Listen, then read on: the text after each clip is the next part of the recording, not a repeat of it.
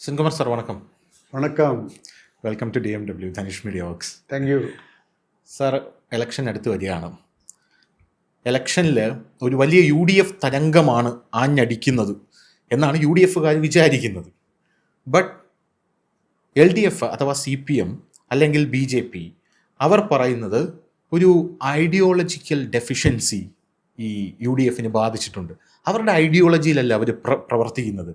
പ്രത്യേകിച്ച് പ്രതിപക്ഷ നേതാവ് VD സതീശൻ അദ്ദേഹം വിചാരിക്കുന്നത് അദ്ദേഹം ഇപ്പോൾ മുഖ്യമന്ത്രിയാകുമെന്ന് പറഞ്ഞ് കൊണ്ടുപിടിച്ച പ്രചരണങ്ങളാണ് അദ്ദേഹം പല ഭാഗത്തും നടത്തുന്നത്. അതിനകത്ത് അദ്ദേഹം അറിഞ്ഞോ അറിയാതെയോ ജമാഅത്തെ ഇസ്ലാമിയെ വല്ലാതെ കൂട്ടുപിടിക്കുന്നുണ്ട് എന്നുള്ളതാണ്. എൻ്റെ ചോദ്യം, അദ്ദേഹം പാർട്ടിക്കുള്ളിൽ ശക്തനാണോ അല്ലെങ്കിൽ VD സതീശൻ ഹൈജാക്ക് ചെയ്യപ്പെട്ടോ എന്നുള്ളതാണ്. അതിൽ നമുക്ക് കാണാവുന്നത് ശ്രീ VD സതീശൻ പ്രതിപക്ഷ നേതാവാണ്. കുറച്ച് നാളുകളായിട്ട് അദ്ദേഹത്തിൻ്റെ ഇമേജ് വർദ്ധിപ്പിക്കാൻ വളരെയധികം ശ്രദ്ധിക്കുന്നുണ്ട്. ഇൻക്ലൂഡിങ് അദ്ദേഹത്തിൻ്റെ ഹെയർ സ്റ്റൈലും ബാക്കി ഒരുങ്ങലും എല്ലാം അടക്കം. ഹെയർ സ്റ്റൈൽ വർദ്ധിപ്പിക്കാൻ ശ്രമിക്കുന്നു. അതൊക്കെ ഉണ്ട്. കുറച്ച് നാൾ മുന്നേ നോക്കി ഇത്ര ഹെയർ ഒന്നും ഇല്ല അദ്ദേഹത്തിന്. അതടക്കമുണ്ട്, എല്ലാം ഉണ്ട്.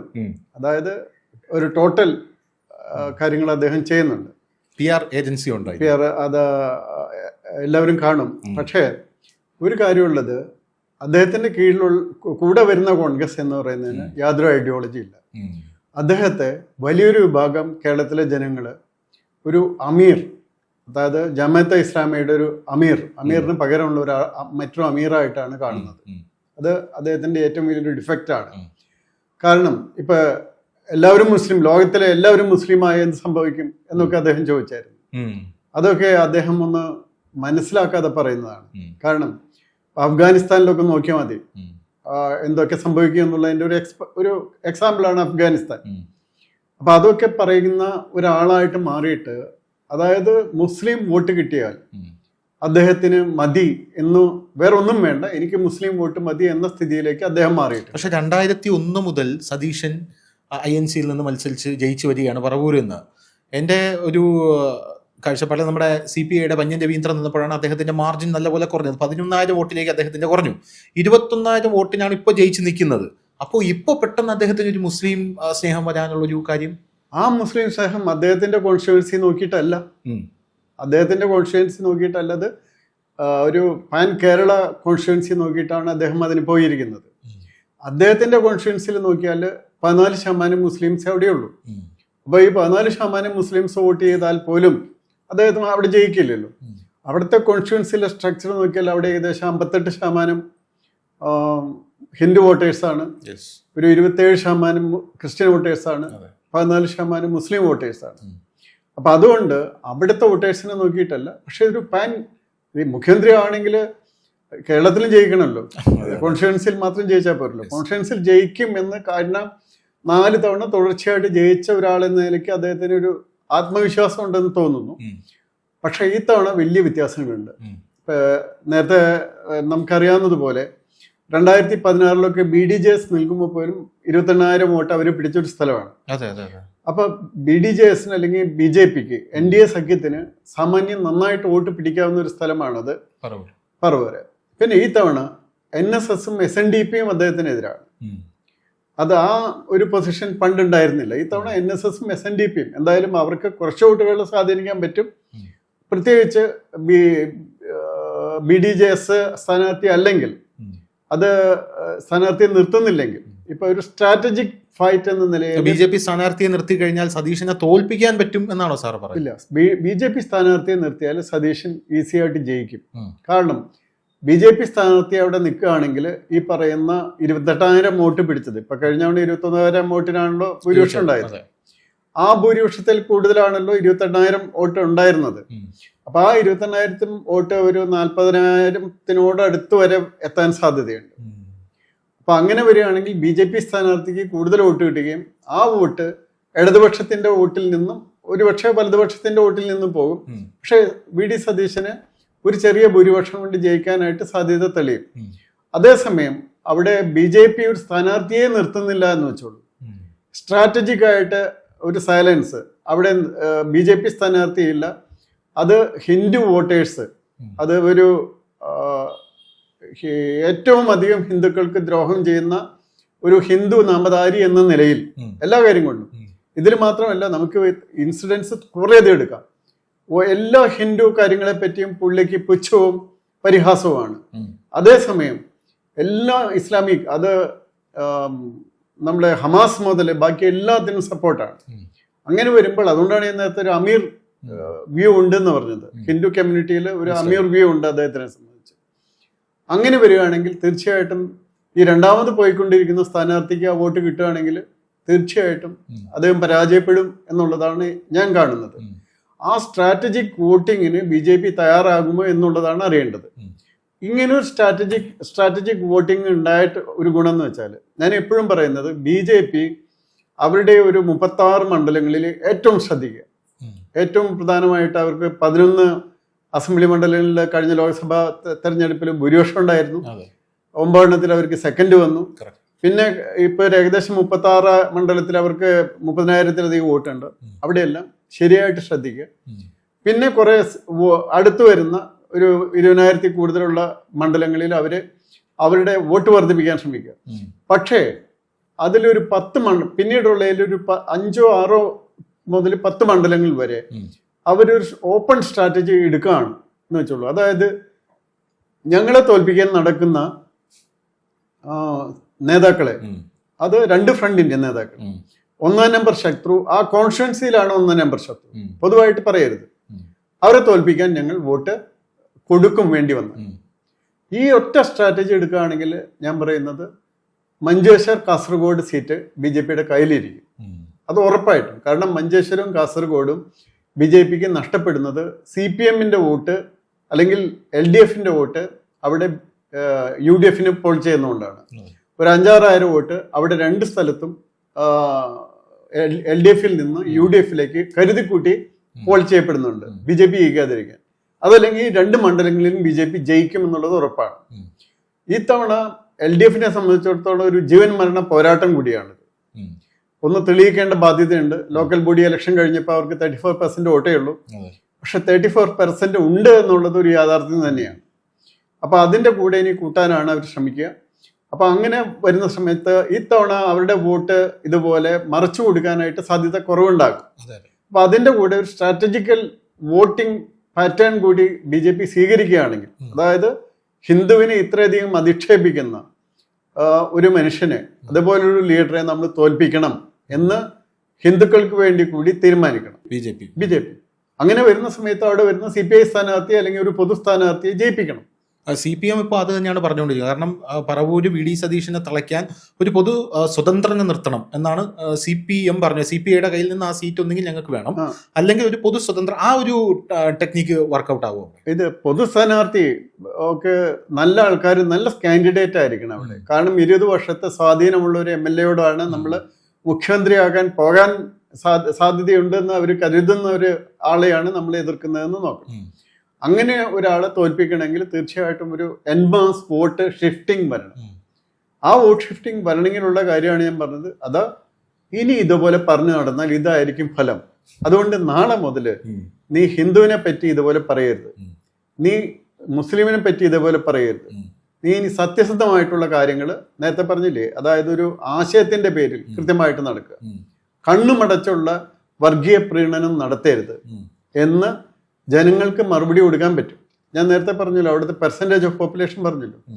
അപ്പോൾ എൻ്റെ നാടിൻ്റെ, ഞാൻ ജനിച്ച നാടിൻ്റെ തൊട്ടടുത്തുള്ളൊരു സ്ഥലമാണ്. അതുകൊണ്ട് എനിക്ക് സമന്വയം നന്നായിട്ട് അറിയാം. എൻ്റെ കുറച്ച് ബന്ധുക്കളൊക്കെ അവിടെ ഉള്ളതാണ്. കൃത്യമായിട്ട് അറിയുന്ന ഒരു സ്ഥലമാണ്. പക്ഷേ ഇതിനനുസരിച്ച് BJP ആ സ്ഥാനാർത്ഥികളെ നിർത്താതിരിക്കുമോ എന്നൊക്കെ ഉള്ളതാണ് ഒരു കാര്യമുള്ളത്. BJP സാമാന്യം ജനങ്ങളിൽ അക്സെപ്റ്റബിലിറ്റി ഉള്ള നല്ലൊരു കാൻഡിഡേറ്റിനെ അവിടെ നിർത്തുകയാണെങ്കിൽ അതിൻ്റെ ഫലമുണ്ടാകുക തീർച്ചയായിട്ടും അവർക്ക് വോട്ട് കൂടുതൽ പിടിക്കാൻ പറ്റും. പക്ഷേ VD സതീശൻ ചെറിയ മാർജിനിൽ ജയിച്ചു വരാനായിട്ട് സാധ്യതയുണ്ടാവും. ഇപ്പൊ ഈ പൊളിറ്റിക്കൽ ഇസ്ലാമിന്റെ ഒരു ചായ്വ് ഇത്തവണ സമ്പൂർണ്ണമായിട്ട് UDFിലോട്ട് പോകും എന്ന് സാറ് കരുതുന്നുണ്ടോ? സമ്പൂർണ്ണമായിട്ട് അവരിലേക്കാണ് പൊളിറ്റിക്കൽ ഇസ്ലാം ഇത്തവണ വോട്ടിംഗ് പാറ്റേൺ മാറ്റാൻ പോകുന്നത് എന്നുള്ള ഒരു സമ്പൂർണ്ണമായിട്ട് ഇല്ലെങ്കിലും ഒരു 95% മാറ്റം അവിടേക്ക് കിട്ടും. 5% എനിക്ക് തോന്നുന്നുള്ളൂ അത് ബാക്കിയുള്ളവർക്ക് റിമെയിൻ ചെയ്യണമെന്നുള്ളത് തോന്നുന്നുള്ളൂ. പൊളിറ്റിക്കൽ ഇസ്ലാം എന്ന് പറയുന്നവർ അവർക്ക് വ്യത്യാസങ്ങളൊന്നുമില്ലാതെ മുസ്ലിം ലീഗുമായിട്ട് കൈകോർക്കാനും അതല്ലെങ്കിൽ SDPIയും അതുപോലെ ജമാഅത്തെ ഇസ്ലാമി, അത് അങ്ങനെയുള്ള എല്ലാ കക്ഷികളും ഒരുമിച്ച് നിൽക്കാനുള്ള ഒരു വലിയ താല്പര്യം നമുക്ക് കാണാൻ പറ്റുന്നുണ്ട്. അവർക്ക് ആ കാര്യത്തിൽ വലിയ ഒരുമയുണ്ടായിട്ടുണ്ട്. കാരണം 10 വർഷമായിട്ട് ഭരണം ഉണ്ടായിട്ടില്ല. കേന്ദ്രത്തിലാണെങ്കിലും മറ്റൊരു ഭരണമാണ് നിലവിലുള്ളത്. അപ്പൊ ഇവിടെയുള്ള കാര്യങ്ങളും കൂടി ഇനിയെങ്കിലും പിടി കിട്ടിയില്ലെങ്കിൽ വലിയ ബുദ്ധിമുട്ടാണ്. അതുകൊണ്ട് ഒരു സൈഡിലേക്ക് പോവുക. മാത്രമല്ല, കേന്ദ്രത്തില് CPM എന്ന് പറയുന്നത് അപ്രസക്തമാണ്. അപ്പൊ 3 മെമ്പേഴ്സാണെന്ന് തോന്നുന്നു. അപ്പൊ അവരെ വെച്ച് ഒന്നും ചെയ്യാൻ പറ്റില്ല. അപ്പൊ അതേസമയം കോൺഗ്രസിന് 99 മെമ്പേഴ്സ് ഉണ്ട്. അപ്പൊ അവരെ സംബന്ധിച്ചിടത്തോളം അവർക്ക് പോകുന്ന CPM ഒരു കാലത്തും ഇനി കേന്ദ്രത്തിൽ BJPക്ക് ഒരു വെല്ലുവിളി ഉയർത്താൻ പോകുന്നില്ല. അത് കോൺഗ്രസിന് മാത്രമേ പറ്റുള്ളൂ. അപ്പൊ അതും കൂടി വെച്ച് നോക്കുന്ന സമയത്ത് ആ സമയത്ത് കേരളത്തിലും ഒരു ഭരണം ഇവിടെ ഉണ്ടാകണം. ഉണ്ടായില്ലെങ്കിൽ 10 വർഷത്തെ നേരത്തെ പറഞ്ഞ പോലെ നമ്മുടെ സമുദായത്തിന് 9.5 വർഷം പറ്റിയ ക്ഷീണങ്ങൾ അത് നികത്തിയെടുക്കണ്ടേ. അപ്പൊ അതിനു വേണ്ടി ഉള്ള ശ്രമങ്ങൾ തീർച്ചയായിട്ടും ഉണ്ടാകും എന്നാണ് ഞാൻ കരുതുന്നത്. ഈ KC വേണുഗോപാലും ഇപ്പോൾ VD സതീശനോടൊപ്പം മത്സരിക്കുകയാണ് മുഖ്യമന്ത്രിയാകാൻ എന്ന് പറയുന്നുണ്ട്. മാധ്യമങ്ങളും പറയുന്നുണ്ട്, KC പറയുന്നുണ്ട്. അതിൻ്റെ അപ്പുറത്ത് രമേശ് ചെന്നിത്തല ഇരിപ്പുണ്ട്. രമേശ് ചെന്നിത്തല പണ്ട് മുതലേ പറയുന്നൊരു കാര്യമുണ്ട്, ഞാൻ ഒരു തവണ തോറ്റുപോയി, പക്ഷേ അതുകൊണ്ട് ഞാൻ തളരില്ല, പക്ഷേ ഇനിയും ഞാൻ ഹാർഡ് വർക്ക് ചെയ്യും. മുഖ്യമന്ത്രി ഇപ്പോൾ രമേശ് ചെന്നിത്തല ഈ VD സതീശൻ മുഖ്യമന്ത്രി ആകണമെന്ന് കോൺഗ്രസിനകത്ത് നിന്ന് തന്നെ വലിയ സർവേകളൊക്കെ ഉയർന്നു വന്നപ്പോൾ മാധ്യമങ്ങൾ ചോദിച്ചു, താങ്കൾ കാണുന്നില്ലേ VD സതീശന് അനുകൂലമായിട്ട് സർവേ വരുന്നത്? അപ്പോൾ രമേശ് ചെന്നിത്തല പറഞ്ഞൊരു വാക്കുണ്ട്, അത് VD സതീശനെ കൊള്ളാതെ കൊള്ളിക്കുന്ന ഒരു വാക്കായിരുന്നു. ചെന്നിത്തല പറഞ്ഞത് അത് അവരവരുടെ താല്പര്യങ്ങൾക്ക് അവരവർ ഓരോ സർവേകൾ പടച്ചുവിടുന്നു എന്നാണ് പറഞ്ഞത്. അപ്പോൾ സമൂലമായിട്ടൊരു കൂട്ടയടിയാണ് ഉണ്ടാകാൻ പോകുന്നത് എന്നുള്ള കാര്യത്തിൽ സംശയമോ തർക്കമോ ഒന്നുമില്ല. അപ്പോൾ എത്രത്തോളം അക്സെപ്റ്റബിലിറ്റി VD സതീശന് ഇപ്പോൾ ആ പാർട്ടിക്കകത്ത് മുഖ്യമന്ത്രിയാകാനായിട്ടുണ്ട് എന്നുള്ളത് ചോദ്യമല്ല. എനിക്ക് മനസ്സിലാവുന്നത് കോൺഗ്രസിനകത്ത് ഇപ്പോഴുള്ള ആൾക്കാരിൽ എല്ലാവരും സ്വീകരിക്കുന്ന ഒരു ഫിഗർ എന്ന് പറയുന്നത് രമേശ് ചെന്നിത്തലയായിരിക്കാനാണ് സാധ്യത. കാരണം ഇവരെക്കാളെല്ലാം സീനിയറാണ് അദ്ദേഹം തുടങ്ങി എത്രയോ കാലം കഴിഞ്ഞിട്ടാണ് ബാക്കി എല്ലാവരും തുടങ്ങിയത്. അപ്പോൾ അദ്ദേഹം മന്ത്രിയായിട്ട് തന്നെ എത്രയോ വർഷങ്ങളായി. അപ്പൊ അതുകൊണ്ട് ആ സീനിയോറിറ്റി ഉണ്ട്. ആള് യങ്ങാണെങ്കിൽ പക്ഷേ രമേശ് ചെന്നിത്തലയെ തോപ്പിക്കാനാണ് ഇപ്പോൾ കോൺഗ്രസിനകത്ത് നിന്നുള്ള ശ്രമം. അത് അത്ര എളുപ്പമല്ല. കാരണം അദ്ദേഹം വളരെ ആക്സെപ്റ്റബിൾ ആയിട്ടുള്ള ഒരു ലീഡറാണ് ഹരിപ്പാട്. പിന്നെ അവിടെയും ഇതേപോലെ പറഞ്ഞ പോപ്പുലേഷൻ സ്ട്രക്ചർ തോൽപ്പിക്കാൻ പറ്റുന്നതാണ്. പക്ഷെ അങ്ങനെ അങ്ങനെ ചെയ്യേണ്ട വരുന്ന എനിക്ക് തോന്നുന്നില്ല. അത് കാരണം അവിടെയും ഈ പറയുന്ന പോലെ ഒരു CPI കാൻഡിഡേറ്റ് ആയിരിക്കും അവിടെ എതിര് വരുന്നത്. അപ്പം BJP ജയിക്കുന്ന കാൻഡിഡേറ്റും അല്ല അവിടെ 3rd പ്ലേസിലാണ് എപ്പോഴും വന്നുകൊണ്ടിരിക്കുന്നത്. അപ്പൊ അങ്ങനെയുണ്ട്. പിന്നെ KC വേണുഗോപാലിനെ സംബന്ധിച്ചിടത്തോളം ഒരു കാര്യമുണ്ട്, അദ്ദേഹം ഇപ്പൊ പവർ സെന്ററിലാണെങ്കിലും അദ്ദേഹം ഒരു MP ആണ്. ആ MP സ്ഥാനം രാജിവെച്ച് മുഖ്യമന്ത്രി പദം കിട്ടുകയാണെങ്കിൽ ചാടാം. പക്ഷെ അത് സ്വയം മുഖ്യമന്ത്രിയായിട്ട് അവരോധിച്ചിട്ട് ചാടി വരണം. സാധ്യതയില്ല. പക്ഷെ അങ്ങനെ വരികയാണെങ്കിൽ വലിയ സ്പ്ലിറ്റുകൾ ഉണ്ടാകും. ഇപ്പൊ ഇവര് 3 പേരുമാണല്ലോ ഏറ്റവും പ്രൊമിനന്റ് ആയിട്ട് നിൽക്കുന്നത്.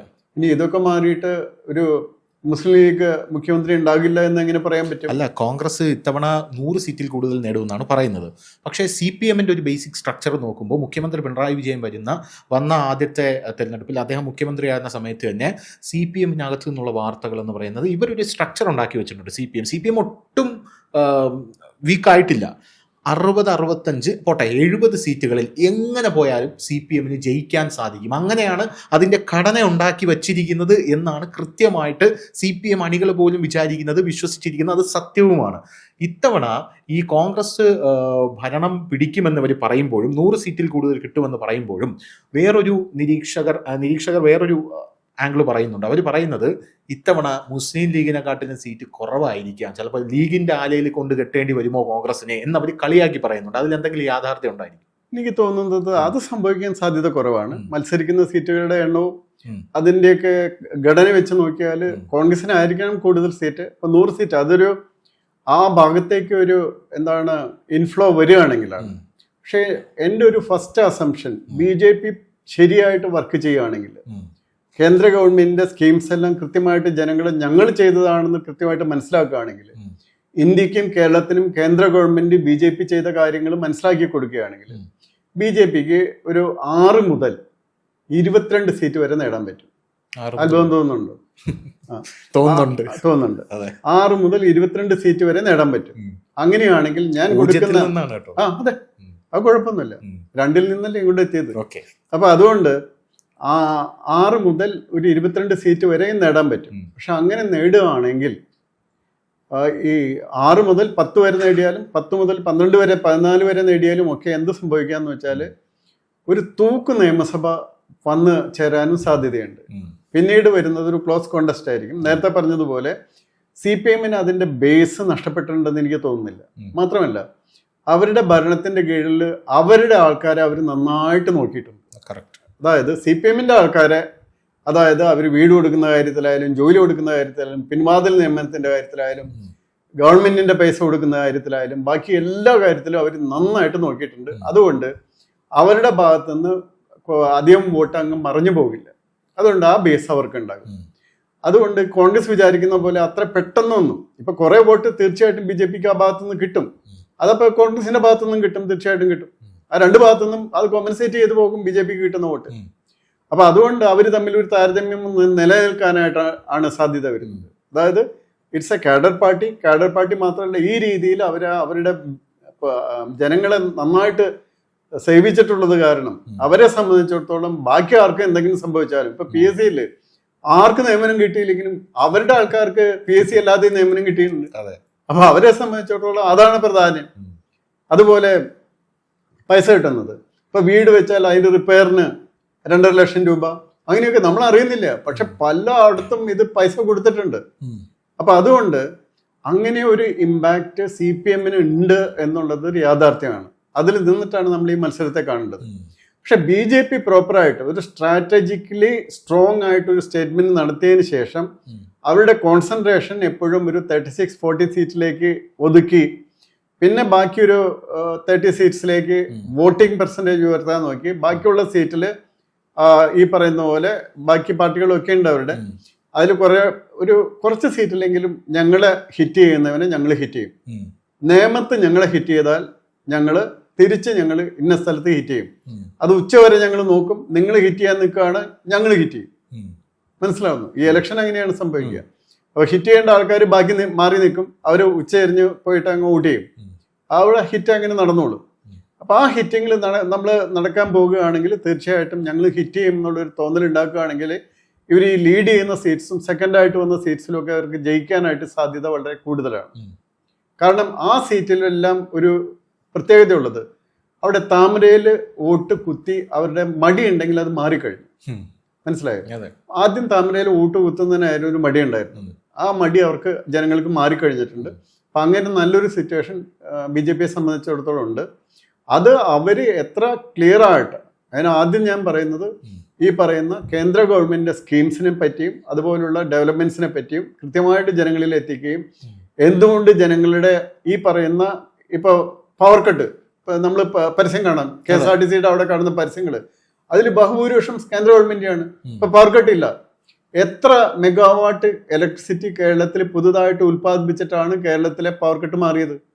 കേരളത്തിലെ പവർ കട്ട് മാറിയത് നാഷണൽ ഗ്രിഡ് വഴി സെൻട്രൽ ഗവൺമെന്റ് പുതുതായിട്ട് ഉൽപ്പാദിപ്പിക്കുന്ന നമ്മുടെ സോളാറിൽ നിന്നും അങ്ങനെയുള്ള ഇതിൽ നിന്ന് ഉൽപ്പാദിപ്പിക്കുന്നതും സാധാരണ രീതിയിലുള്ള ഉൽപ്പാദിപ്പനവും ശരിക്കും വർദ്ധിപ്പിച്ച് ഇന്ത്യയിലെ ഇലക്ട്രിസിറ്റിയുടെ 99% ആവശ്യങ്ങളും നിറവേറ്റി കഴിഞ്ഞു. പണ്ട് 22% പവർ ഷോർട്ടേജ് ഉണ്ടായിരുന്നത് ഈ 11 വർഷം കൊണ്ട് ആ ഷോർട്ടേജ് എല്ലാം നീങ്ങി. അപ്പൊ ഈ പവർ ഗ്രിഡ് വഴി എത്ര പവർ ആവശ്യമാണെങ്കിലും വാങ്ങിക്കാൻ കിട്ടും എന്നുള്ളതാണ്. മറ്റേത് അത് പോസിബിൾ അല്ലായിരുന്നു.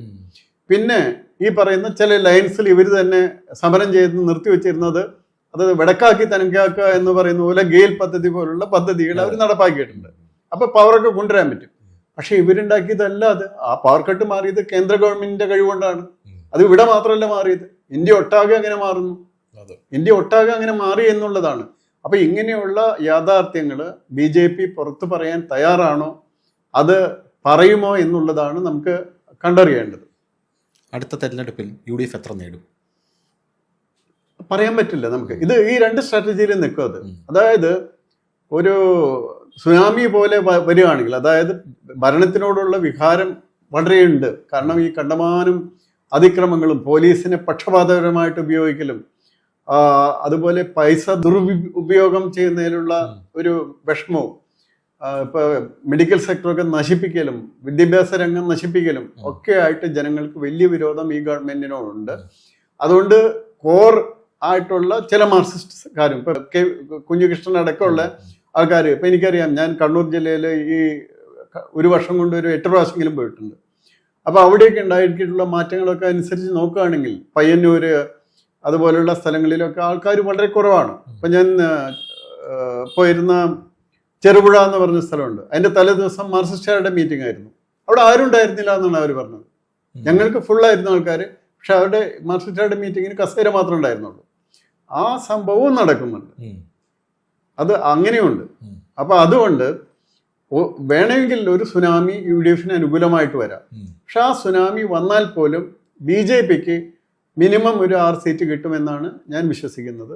അതിനുള്ള സാധ്യതകൾ ഇപ്പോൾ കാണുന്നുണ്ട് നന്നായിട്ട്. അത് തിരുവനന്തപുരം ആയാലും തൃശ്ശൂർ ജില്ലയായാലും പാലക്കാട് ജില്ലയായാലും കാസർഗോഡ് ജില്ലയായാലും ഇങ്ങനെയാണ് അവരുടെ പ്രധാനമായിട്ട്. ആലപ്പുഴ ജില്ല അടക്കം, ആലപ്പുഴ ജില്ലയും കൂടിയുണ്ട്. അത്ര സ്ഥലങ്ങളിൽ അവർക്ക് കിട്ടേണ്ടതാണ്, അത് കിട്ടണം. സുനാമി അങ്ങനെ വന്നു പോയാൽ പോലും. അപ്പോൾ അതിൻ്റെ അർത്ഥം LDFന്റെ സീറ്റ് നന്നായിട്ട് കുറയും. അതായത് ഇപ്പോഴുള്ള റോള് ഏകദേശം റിവേഴ്സ് ആകും. പിന്നെ അത് അങ്ങനെ ഒരു സുനാമി ഉണ്ടാകുന്നില്ലെങ്കിൽ ഈ ഒരു 60 സീറ്റ് 62 സീറ്റ് LDFനും ഒരു 66-67 സീറ്റ് UDF വരാൻ സാധ്യതയുണ്ട്. അതാണ് ഞാൻ പറഞ്ഞത്, ഒരു തൂക്ക് നിയമസഭ വരാനും സാധ്യതയുണ്ട്. താങ്ക്സ്.